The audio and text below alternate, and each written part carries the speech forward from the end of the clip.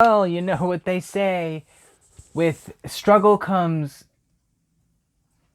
experience. Right? Right? Right? Right?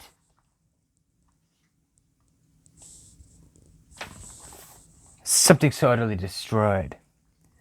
The catastrophe of this tree excited my extreme astonishment, and I eagerly inquired my father the nature and origin of thunder and lightning. He replied, electricity, describing at the same time the various effects of that power. He constructed a small electrical machine and exhibited a few experiments. He made also a kite with a wire and spring which drew down the fluid from the clouds.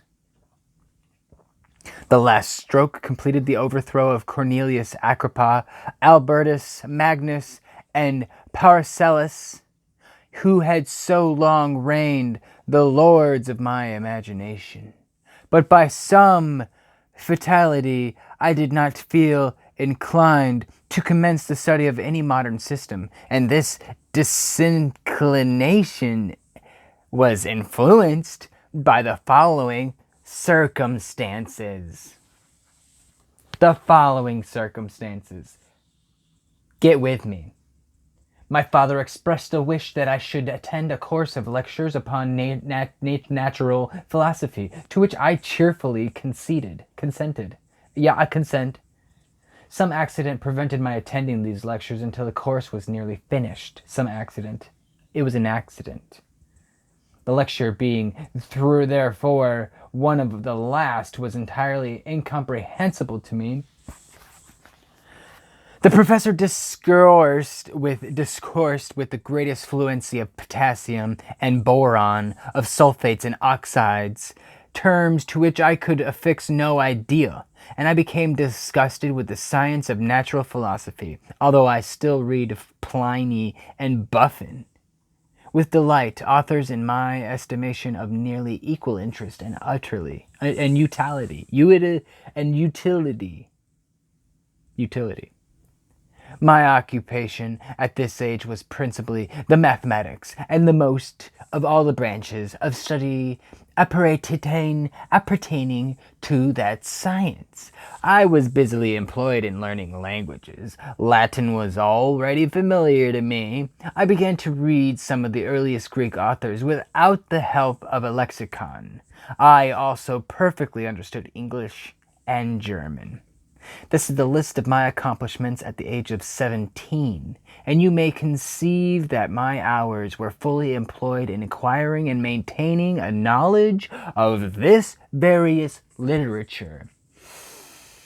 Another task also devolved upon me when I became the instructor of my brothers.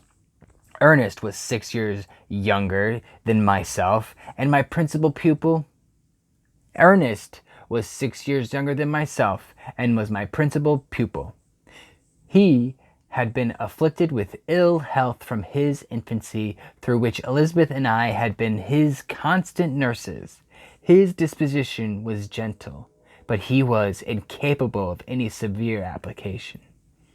Again with the application, seriously. The application of what? I like to application some cream on my face and my neck. Are you alright? Okay, stop. Good girl. Weirdo. You eating your paw? Yeah, good girl.